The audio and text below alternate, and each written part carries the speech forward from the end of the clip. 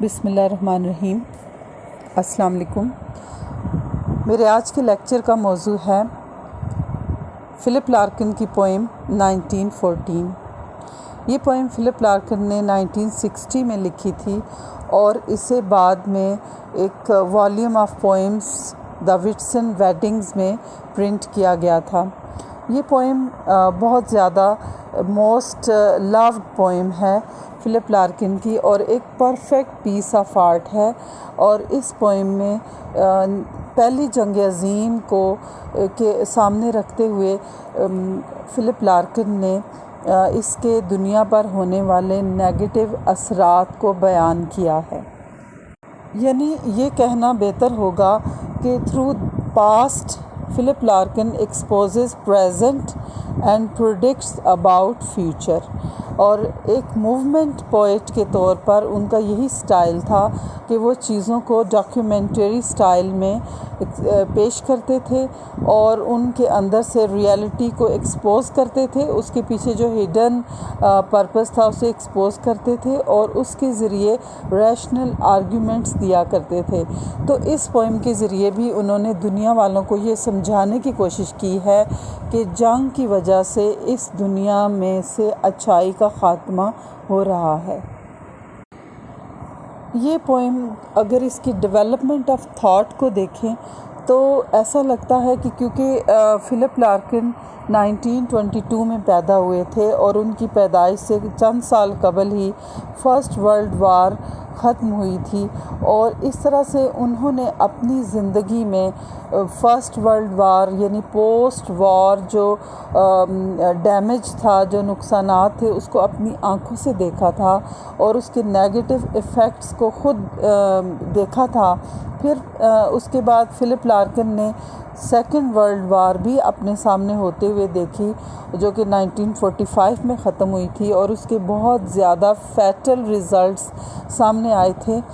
तो अपनी इस पोएम के ज़रिए यानी वो ये बताना चाहते हैं कि पहली बार अगर इस दुनिया में मॉडर्न वर्ल्ड में जंग अज़ीम हुई थी तो उससे कुछ पाया नहीं था इंसानियत ने, और लेकिन इंसान उससे कुछ सबक ना सीख सका और फिर उसने दोबारा से सेकंड वर्ल्ड वार में एंटर हुआ और बहुत से ममालिक ने इसमें हिस्सा लिया, बहुत से नुकसानात हुए।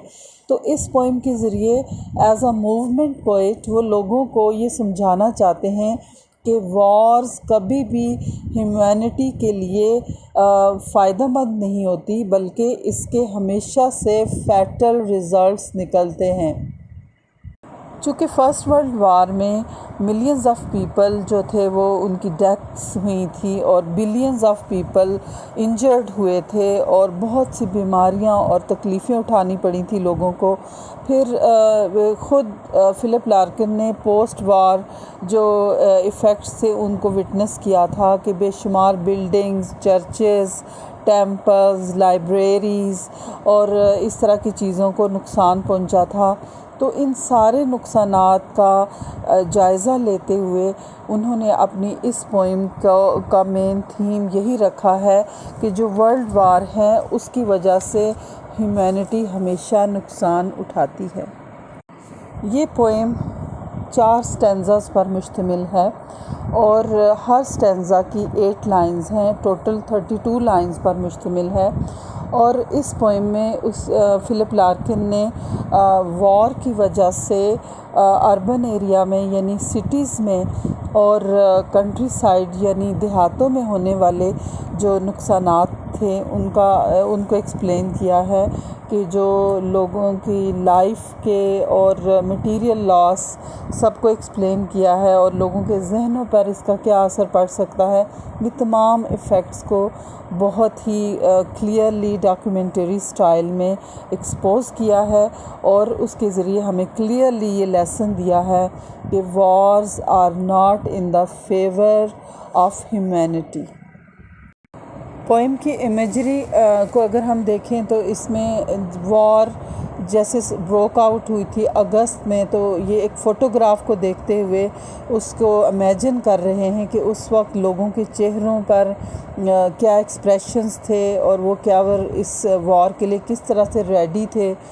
پھر سٹیز کا جو کو ایکسپوز کیا گیا ہے کہ شہروں میں لوگ خوف زدہ تھے، دکانیں بند تھیں، پھر کنٹری سائڈ جو تھے وہ ویران تھے.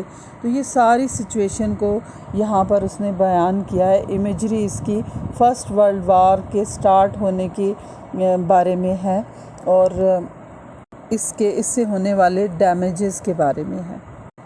فلپ لارکن نے جو اس کے اندر جو لٹریری ڈیوائسز استعمال کی ہیں وہ ان کا جو عام طور پہ ایک سٹائل ہے کہ وہ الیٹریشن یعنی ریپیٹیشن آف کانسوننٹ ورڈز کا یوز کرتے ہیں. جیسے فرسٹ لائن ہے کہ these long in even lines, repetition of word L in long and lines. تو یہ ان کا ایک سٹائل تھا. پھر سیملیز کا استعمال کرنا، جیسے سیکنڈ لائن ہے اسٹینڈنگ ایز پیشنٹلی. تو اس طرح کے سیملیز اور الیٹریشن اور ایلوژن کا استعمال کرنا. پھر انہوں نے اس میں سمپل یا کلاکیل سٹائل یا ایوری ڈے لینگویج یوز کی ہے، سمپل ڈکشن کا استعمال کیا ہے. اس پوئم کو ہم